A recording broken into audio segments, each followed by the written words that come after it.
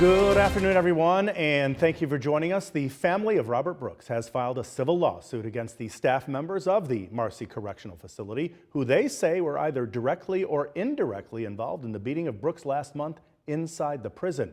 Now, Brooks died the next day at Wynn Hospital here in Utica. Now, this lawsuit filing is our top story here on this Wednesday afternoon.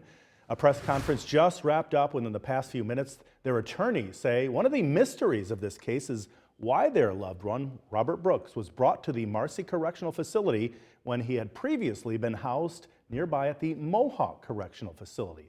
The family is frustrated with not getting answers and feels like things are being covered up. Now, here is just some of the comments from this press conference, again, that just wrapped up just minutes ago. Our goal as attorneys is simple: to achieve some measure of justice for the family of Robert Brooks. We view that goal as having two separate but equally important components.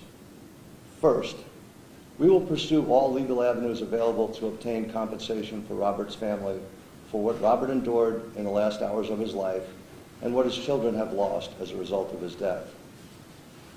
But of equal importance to Robert Jr., Jared, and the rest of his family, we will leave no stone unturned in ferreting out the entire story of how Robert wound up at Marcy, and how those who perpetrated this atrocity and those who casually stood by and watched came to believe they would never be called to account for what they'd done.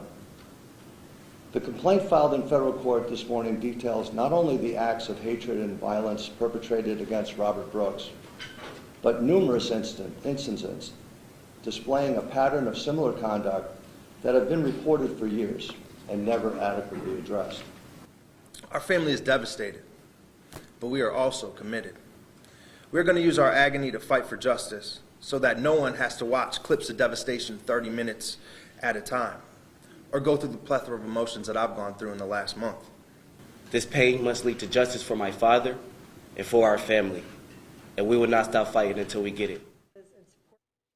The attorneys and families say they understand why the justice system is actually taking its time in filing any potential charges against the staff members, but they are hoping that those charges will be filed soon.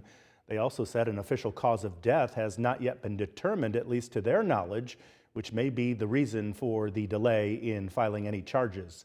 Of course, we'll have much more on this story for you tonight at 5 and 6. We also have the full statements from family members from this morning's press conference on our website at WKTV.com.